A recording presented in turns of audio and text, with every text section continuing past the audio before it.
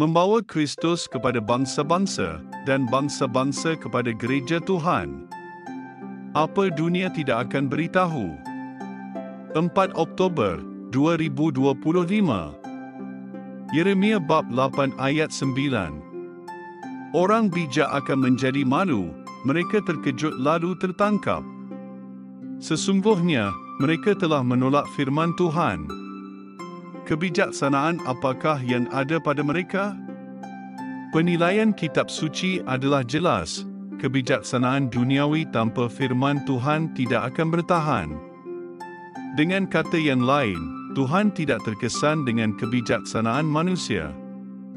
Inilah maksud Nabi Yeremia ketika Roh Kudus mengilhamkannya dalam tulisan bahawa orang bijak yang menolak firman Tuhan akan menjadi malu. Sebenarnya, kita tidaklah secerdik seperti kita sangkakan. Sebagai bukti, mari kita rujuk kepada sebuah perbualan di antara penyiasat terkenal Sherlock Holmes dengan rakannya, Dr. Watson. Cerita ini bermula dengan mereka pergi berkemah, mendirikan kemah, menyala unggun api dan tidur pada waktu malam. Beberapa jam kemudian, Holmes mengejutkan rakannya dan berkata, "Watson, lihat ke langit dan beritahu saya apa yang kamu nampak." Watson menjawab, "Saya nampak berjuta-juta bintang." Holmes bertanya, "Apa itu memberitahu kamu?" Watson berfikir sejenak. Dari sudut kaji bintang, ia menunjuk berjuta-juta galaksi dan mungkin berjuta planet. Kedudukan bintang memberitahu saya sekarang kira-kira pukul 4:30 pagi. Dari sudut kaji cuaca, kita akan mendapat cuaca yang indah esok. Kemudian doktor itu bertanya, "Holmes, apa pula maksudnya kepada kamu?" Holmes terdiam sejenak lalu berkata, "Wahai Watson, ia memberitahu saya bahawa ada orang telah mencuri kemah kita.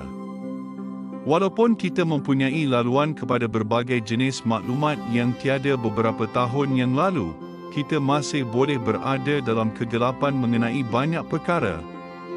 Kadang-kala, jawapan kepada setiap persoalan yang kita timbulkan seolah-olah telah tersedia jika kita mencari cukup mendalam dan hanya jika kita bertanyakan soalan yang tepat.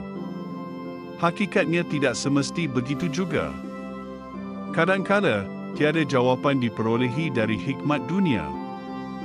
Bila ini berlaku, kita harus mengakui bahawa dunia ini, seperti dalam jawapan Dr. Watson, telah terlepas pandang kepada perkara yang paling jelas.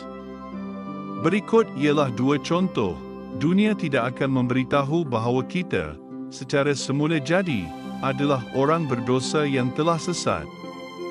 Dunia tidak akan memberitahu bahawa pengampunan dan keselamatan hanyalah melalui iman kepada Yesus Kristus, Juru Selamat yang mati di salib dan selepas itu, bangkit dari kematian.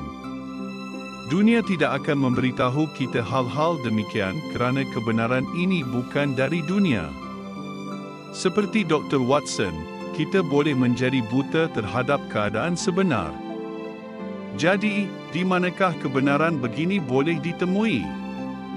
Kerana hukum Taurat disampaikan melalui Musa, tetapi kasih kurnia dan kebenaran dinyatakan melalui Yesus Kristus. Di sini, kita menemui jawapannya.